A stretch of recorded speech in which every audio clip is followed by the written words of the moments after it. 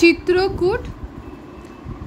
কবি সুভাষ মুখোপাধ্যায় চিত্রকূট কবিতাটিতে গ্রামের মানুষদের দুর্দিনের কথা বিবৃত হয়েছে।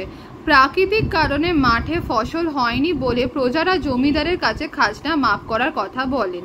এখন তাদের পক্ষে খাজনা দেওয়া অসম্ভব, কারণ তাদের এখন এমন এক সন্ধ্যা পেটেও ভাত পড়ে না। তারা 3 সন্ধ্যা উপোস করে বুনো শাক খেয়ে কাটায়। আজ তারা ঘটি বাটি সব বেচেছে। সব প্রজারা ভেবেছে শুধু কি করে বেঁচে থাকা যায়। জমিদার প্রজাদের অনুরোধ না রাখলে ফল খুব খারাপ হবে। শত কোটি প্রণামান্তে হুজুরের নিবেদন এই, মাপ করবেন খাজনা এ সন, ছিটে ফোটাও ধান নেই। মাঠে মাঠে কপাল ফাটে, দৃষ্টি চলে যত দূর, খাল শুকনো বিল শুকনো, চোখে লোনা সমুদ্র। হাত পাতবে কার কাছে কে, গাঁয়ের সবাই দশা এক, 3 সন্ধে উপোস দিয়ে খাচ্ছি কদিন বুনো শাক।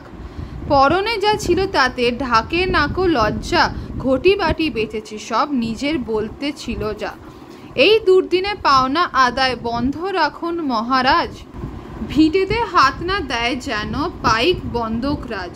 1000 খানেক প্রজা আছি আমরা এক মৌজার, আমরা এই মৌজার সবাই মিলে ঠিক করেছি কেমন করে বাঁচা যায়। পেট জ্বলছে ক্ষেত জ্বলছে, কে খাজনা শুধবে, হুজুর এবার না বাঁচলে আগুন জ্বলে উঠবে। সুভাষ মুখোপাধ্যায়।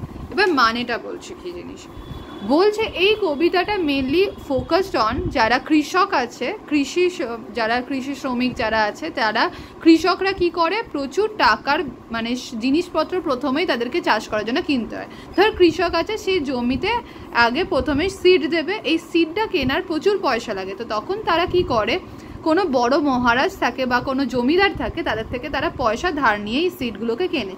তারপর যখন গাছ বেরোয়, গাছগুলোকে বিক্রি করে দিয়ে, ধান বিক্রি করে সেই টাকাটা ওদেরকে ফেরত দেয়। তার সাথে এক্সট্রা আবার ওদের খাবার, অনেক সময় ধান দিতে হয় বা অনেক সময় এক্সট্রা ওয়েও দিতে হয়, ইন্টারেস্টও দিতে হয়।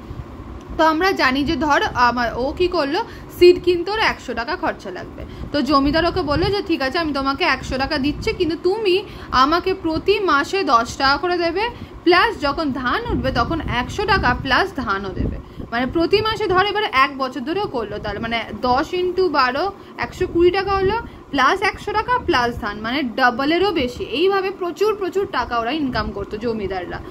তাই জন্য বলছে শত কোটি প্রণাম আনতে, প্রথমেই খুব আবেদন করে বিনোদন করে বলছে যে আমি তোমার কাছে প্রণাম জানাচ্ছি। কে কার কাছে প্রণাম জানাচ্ছে না, কৃষকরা জমিদারের কাছে, মানে কৃষকরা জমিদারের কাছে জানাচ্ছে যে শত কোটি প্রণাম আনতে হুজুরের নিবেদন এই, মাপ করবেন খাজনা এ সন, ছিটে ফোটাও ধান নেই। বলছে অনেক প্রণাম জানিয়ে আপনার কাছে এসেছি, প্লিজ আপনি এরকম করে বলছে প্লিজ আপনারা এবারের মতো আমাদের খাজনা মানে ইন্টারেস্টটা আর যে টাকাটা দিতে হয় সেই টাকাটা দয়া করে এবার মাফ করে দিন, পরের বারে আমরা নিশ্চয়ই আপনাকে পয়সা দিয়ে দেবো। আমাদের কাছে একটুও ধান নেই যে আপনাকে পয়সা ফেরত দেবে। ওরা ধান কি করে পয়সা ফেরত দেবে, ধানগুলোকে বেচবে, বিক্রি করে তো তবে পয়সা ফেরত দেবে। তো ওইখানে ওদের কাছে কিছু নেই।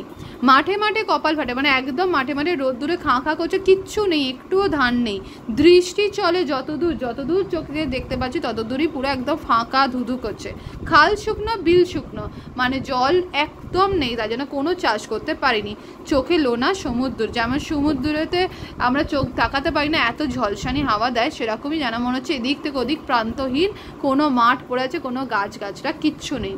হাত পাতবে কার কাছে কে, সবাই তো অ্যাকচুয়ালি সবারই এই অবস্থা। ওর একার খারাপ অবস্থা, এর ভালো অবস্থাটা তো নয়, একে যে টাকা চাইবে সেটাও করতে পারে, সবার একই অবস্থা। তাই জন্য বলছে কে কার কাছে চাইবে টাকা, গাঁয়ের সবার দশা এক, পুরো গ্রাম ভর্তি সব মানুষের একই অবস্থা। 3 সন্ধে উপোস, তারা 3টে রাত খায়নি, খাচ্ছি কদিন বুনো শাক, যেগুলো মাঠে ঘাটে শাকগুলো জন্মায়, যেগুলো আমরা খাই না, গরু বাজারে খায়, সেগুলো ওরা সেদ্ধ করে খাচ্ছে।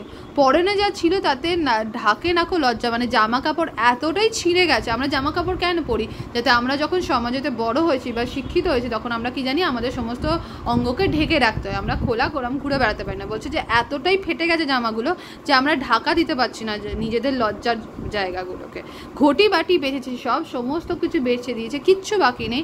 নিজের বলতে ছিল যা নিজের ছিল সব বিক্রি করে দিয়েছে। এই দুর্দিনে পাওনা আদায় বন্ধ রাখুক মহারাজ। তখন বলছে এইরকম দশা আমাদের, আপনি প্লিজ এইবারে এরকম টাকা চাইবেন না, আমরা দিতে পারবো না কখনো। ভিটিতে হাত না দেয় যেন পাইক বন্ধকরাজ। বলছে এবার মাথা গোঁজার যে জায়গাটা আছে সেটাও ওরা নিয়ে নেওয়ার চেষ্টা করছে। তাই বলছে যারা এরকম আছে লাঠিওয়ালা আছে বা যারা বন্দুক ধরার লোক আছে তারা এসে কি করছে, এবার ওদের বাড়ি ঘর থেকে বার করে দিচ্ছে, নিয়ে সব কিছু নিয়ে নিচ্ছে। হাজার খানিক প্রজা আছি আমরা এই মৌজার। বলছে যে আপনার তলায় হাজার হাজার মানুষ আমরা আছি, আপনি যদি সবার বাড়ি ঘর নিয়ে নিয়ে আমরা যাবো কোথায়? সবাই মিলে ঠিক করেছি কেমন করে বাঁচা যায়, সবাই মিলে চেষ্টা করছি যে কিভাবে বাঁচবো, কিন্তু আপনি যদি বাজে করেন তাহলে আমরাও কিন্তু বাজে পথেই নামবো। কে খাজনা শুধবে, কে এইসব টাকা দেবে কে? হুজুর এবার না বাঁচলে আগুন জ্বলে উঠবে। বলছে পরের বারে কিন্তু আমরা টাকা আপনাকে কোনোদিনই দিতে পারবো না, আপনারা যদি এখনই এরমভাবে করে নিয়ে নেন। তো যদি আপনারা টাকা আমাদের না নিয়ে আমাদের ছেড়ে দেন তাহলে আমরা বেঁচে পরের বারে খাজনা দেবো, কিন্তু এবারেই যদি আপনারা আমাদেরকে মেরে দেন তাহলে আপনাকে টাকা কে দেবে কখনো? যদি আপনারা আমাদের মারতে আসেন আমরা কিন্তু জ্বলে উঠবে। এবার রেগে যাচ্ছে প্রচণ্ড, চলে গিয়ে ওরা বলছে যে আমরা কিন্তু এগুলো শুনবো না, আপনারা কিন্তু আমাদেরকে মাফ করতে হবে, কারণ আমাদের এরকম অবস্থা আমরা কি করে খাবো, কি করে দেবো। তো বলছে আপনারা কিন্তু আমাদের কথা শুনুন, নাহলে সমস্ত মানুষ রেগে যাবে, আপনার তাহলে সেটা মোটেও ভালো হবে না।